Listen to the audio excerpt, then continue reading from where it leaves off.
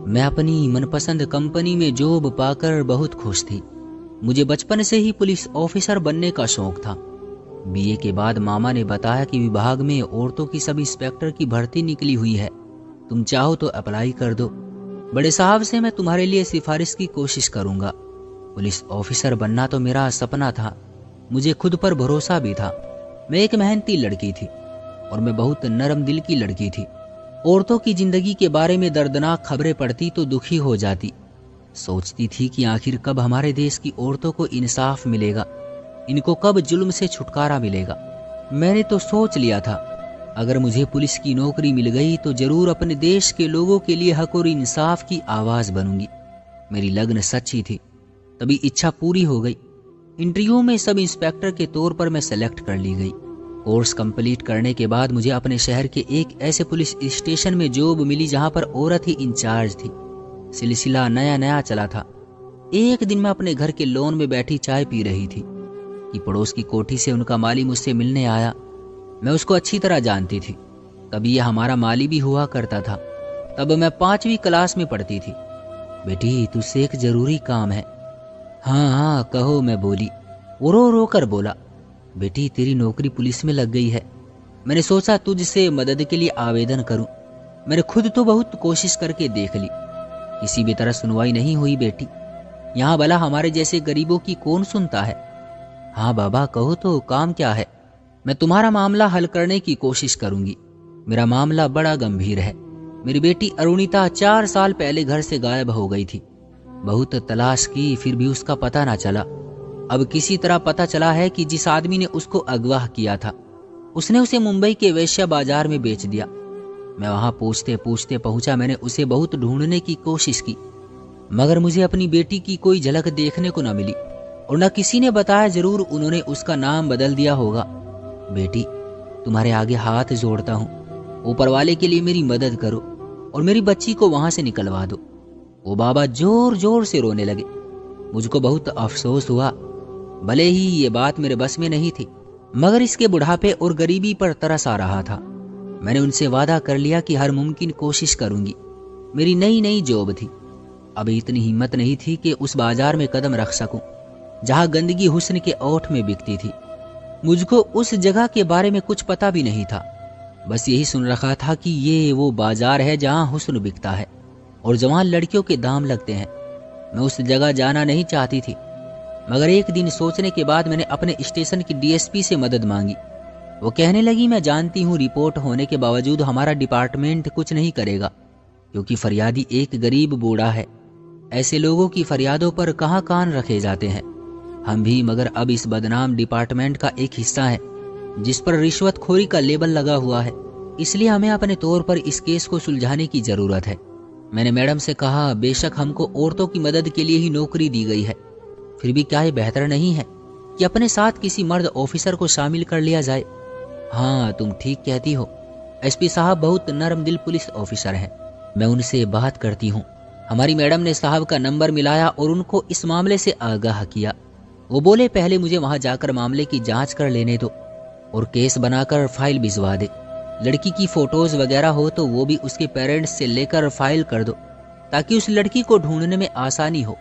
मैंने उस माली को बुलाकर फाइल के बारे में पूछा तो उसने बताया कि जब मेरी बेटी अगवा हुई थी तब मैंने पुलिस में रिपोर्ट लिखवाई थी। वो फाइल मेरे पास है, सभी चीजें उसमें मौजूद है। वो माली जो जुबानी जानता था, उसने वो सब मुझे बता दिया। मैंने उसका बयान लिख लिया और इस मामले से जुड़ी हुई हर चीज उस माली से ले ली और फाइल मैडम को दे दी। उन्होंने फाइल एसपी साहब को भिजवा दी। फाइल को देखने के बाद हमारे ऑफिसर साहब ने उस माली को अपने ऑफिस में बुला लिया और उनके साथ बातचीत में जो भी मालूमात वो उनसे लेना चाहते थे उन्होंने उनसे ले ली। वो दिन भी आ गया जब एसपी साहब के साथ मैं और वो माली उनकी बेटी की खोज में उस बाजार गए। मेरी आंखें हैरत से फटी की फटी रह गई। वाकई कितने हीरे और नगीने आंखों को हैरान कर रहे थे और मेरा दिल उनकी बदनसीबी पर खून के आंसू रो रहा था। काश ये किसी शरीफ घराने की दुल्हने बनकर सुहागने कहलाती, बजाय इसके अब उनकी जिंदगी तबाही और बर्बादी से खराब हो रही थी। न जाने कितनी लड़की अपने बचपन में अपने घरों के सामने खेलते हुए अगवा कर ली गई होगी। आज ये शरीफ घरानों की बहू बेटियां भी इंसानी दरिंदों का दिल बहलाने पर मजबूर थी। उनका एक दलाल भी हमारे साथ था। हमने काफी पैसा खर्च किया था। उस आदमी ने हमारी बहुत मदद की, मगर हम उस माली की लड़की का सुराग न लगा सके। बस इतना पता चला कि उसको यहाँ से सिंध के रेड लाइट एरिया में पहुंचाया जा चुका है। उस माली की हालत देखी नहीं जा रही थी। रो रो कर उस बेचारे का बुरा हाल था, लेकिन रोने से तो ऐसे मसले हल नहीं होते। मैं भी क्या करती, मजबूर थी। हम जितनी भी कोशिश कर सकते थे हमने कोशिश करके देख ली, मगर उस माली की बेटी ना मिली। अपने मिशन के आखिरी दिन में हमने कुछ लड़कियां एक घर में देखी, तकरीबन 18-19 होगी। उनमें से एक लड़की बहुत खूबसूरत थी। उसके चेहरे पर गम का पहरा था। उसकी झूठी हंसी ने मुझको ही नहीं हमारे ऑफिसर साहब को भी अपनी तरफ खींच लिया। अगले दिन एसपी साहब ने कुछ वक्त के लिए उस उदास लड़की को अपने पास बुलाया और अकेले में उससे उसके दुखी होने का कारण पूछा। उनकी हमदर्दी पाकर वो फूट फूट कर रोने लगी। उसने बताया कि उसके पति ने उसे यहाँ 3 लाख में बेच दिया था। लड़की ने अपना नाम अनु बताया। वह हाथ जोड़ने लगी कि साहब, ऊपर वाले के लिए मुझको इस नर्क से निकाल लो। पूरी जिंदगी आपकी और आपके घर वालों की गुलामी करूंगी। उसका रोना, मिन्नतें करना हमारे साहब के दिल पर असर कर गया। उन्होंने सोचा शायद ऊपर वाले को उनसे ही ये पुण्य का काम करवाना है। उस माली की लड़की ना सही, ये लड़की भी तो किसी की बेटी है। कोई बाप कोई माँ इसके लिए भी तड़प रहे होंगे। उन्होंने सोच लिया कि वो इस लड़की को यहाँ से निकाल कर ले जाएंगे, क्योंकि वो इस जगह से नफरत करती है। अब उनका उस लड़की की वजह से उधर आना जाना होने लगा। उन्होंने अपने से ऊपर अफसरों से भी बात कर ली।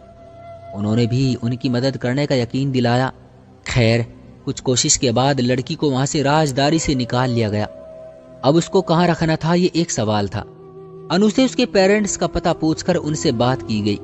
खुद एसपी साहब उनके पास गए। उन्होंने बताया कि आपकी लड़की उस बुरी जगह से निकाल ली गई है, अब पुलिस स्टेशन में है और घर आना चाहती है। ये सुनकर वो हैरान हो गए और कहा कि उसका हमसे अब कोई वास्ता नहीं है और ना हम उसको अपना सकते हैं। सगे बाप का बेटी के बारे में ऐसा रवैया देखकर एसपी साहब हैरान रह गए। जब लड़की को पता चला कि उसका पिता उसको अपनाने के लिए तैयार नहीं है तो उसका दिल टूट गया। उसने कहा कि आप मुझे किसी कुएं में फेंक दें, मैं भी ऐसे बाप के घर अब लौट कर नहीं जाना चाहती जो अपनी बेटी को अपनाना नहीं चाहता। वो एसपी साहब के सामने फूट फूट कर रोई तो उनका दिल पसीज गया। लड़की से पूछा, क्या तुम किसी शरीफ आदमी से शादी कर लोगी अगर हम तुम्हारे लिए कोई लड़का ढूंढ ले? मुझे किसी पर भरोसा नहीं है। हाँ, अगर आप मुझसे शादी कर ले तो मैं वादा करती हूँ कि उम्र भर आपको कभी शिकायत का मौका नहीं दूंगी। वो सोच में पड़ गए। कहा कि मैं शादीशुदा और 2 बच्चों का बाप हूँ, मेरी जिंदगी में तो तुम्हारी कोई गुंजाइश नहीं है, तो फिर मुझे अपने हाथ से गोली मार दो या फिर उसी गंदगी भरे नर्क में फेंकाओ जहां से बाहर निकलने की मैंने ऊपर वाले से प्रार्थना की थी। अब हमारे साहब का इम्तिहान था ऊपर वाले की तरफ से। अनु उनके लिए एक आजमाइश थी। वो खड़ी उनकी तरफ उम्मीद भरी नजरों से देख रही थी। उस लड़की ने उनका सहारा लिया और शायद उनको दिल में बसा भी लिया, लेकिन उस जगह से निकलने के बाद भी उसको सुकून न मिला। एसपी साहब एक बार फिर से उस लड़की के माँ बाप के पास गए और उनको सोचने पर मजबूर किया। आखिरकार उस आदमी ने कहा कि उसकी बेटी को उसके हवाले कर दिया जाए।